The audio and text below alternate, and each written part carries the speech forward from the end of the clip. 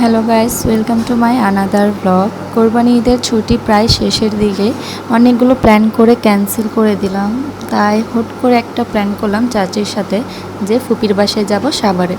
তাই আমরা সবাই মিলে রেডি হয়ে চলে হচ্ছে চাচি আমাদের জন্য রিক্সা নিচ্ছিল। আমরা ফার্স্ট টাইম রিক্সা করে সাভার যাচ্ছিলাম। এর আগে প্রায় 6 বছর আগে আমরা সাভার গিয়েছিলাম। আর এই রিক্সা করে যাওয়ার জন্য আমাদেরকে 2টা রিক্সা চেঞ্জ করা লাগছিল।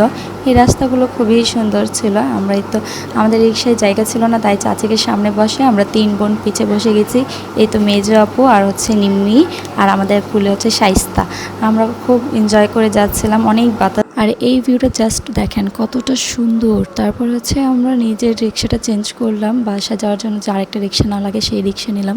রিক্সা নিয়ে এই রিক্সাতে আমরা তো সবাই একসাথে বসছিলাম আর কথা বলতে বলতে আমরা এই তো বাসার দিকে চলে আসছি। আর যেহেতু আমরা 2 দিন থাকবো তাই আমরা অনেক বড় বড় ব্যাগ নিয়ে আসছি। এটার মধ্যে আমাদের কাপড় চাপড় ছিল। এই তো আমরা বাসায় ঢুকে গেলাম, চাচি যাচ্ছে আগে, তারপর নিমি, মেজো আপু আর আমরা সবাই গেলাম। বাসায় গিয়ে আমাদের খিদা লাগছিল, তাই ফুপি হচ্ছে আমাদেরকে খাওয়াইতে বসিয়ে দিয়েছিল। আমরা খাওয়া দাওয়া করতে করতে প্ল্যান করছিলাম যে কোথায় যাওয়া যাক। আজকে আমরা কোথাও বেড়াতে যাব, তাই চাচি বললো আজকে না কালকে চল। তারপর আমরা অনেক প্ল্যান করার পর বের হলাম। বের হয়ে হচ্ছে আমরা একটু ছবি টবি তুললাম, ভিডিও করলাম, অনেক মজাই করছি।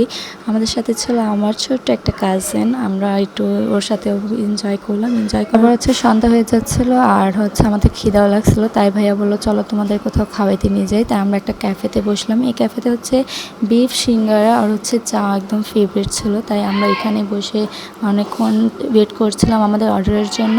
এখানে একটু ছবি টবি তুললাম আর হচ্ছে এখানে ক্যাফেতে গান হচ্ছিল, তাই আমরা একটু ভিডিও শুটিং করলাম, গান টান শুনলাম। গান শুনে ক্যাফেটা বেশ ভালোই ছিল। আমরা অনেকক্ষণ গান টান শুনে আড্ডা দিলাম, কথা বললাম, চাটা খেয়ে তারপর হচ্ছে অনেকক্ষণ বসেছিলাম আমরা।